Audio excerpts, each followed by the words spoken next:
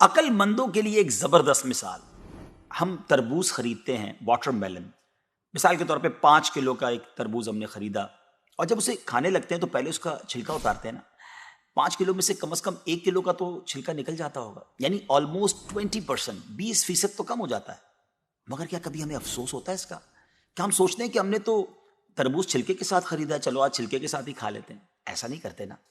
اسی طرح مالٹے کا بھی حال ہے کہ ہم خوشی خوشی سے اس کا چھلکا اتار دیتے ہیں، حالانکہ ہم نے چھلکے سمیت خریدا ہوتا ہے، مگر اس چھلکے کو پھینکتے ہوئے ہمیں کوئی تکلیف نہیں ہوتی. یہی حال مختلف پھل اور سبزیوں کا ہے. اچھا، ہم چکن بھی تو خریدتے ہیں، زندہ ثابت، اسی کو تولتے ہیں، تلواتے ہیں، پیسے دیتے ہیں، مگر جب کھانے کی باری آتی ہے، پکانے کی باری آتی ہے، تو اس کے بال، اس کی خال، اس کی آلائشیں نکل جاتی ہیں، تو ویٹ تو کم ہو جاتا ہے. مگر کبھی اس پر دکھ ہوتا ہے؟ نہیں نا. تو پھر 40,000 میں سے 1,000 دینے پر، 1,00,000 میں سے صرف 2,500 دینے پر ہمیں کیوں بہت تکلیف ہوتی ہے؟ حالانکہ یہ صرف 2.5% تو بنتا ہے، یعنی 100 روپے میں سے صرف 2.5 روپے. یہ تربوز، کیلے، آم اور مالٹے کے چھلکے اور گٹلی سے تو بہت کم ہے نا.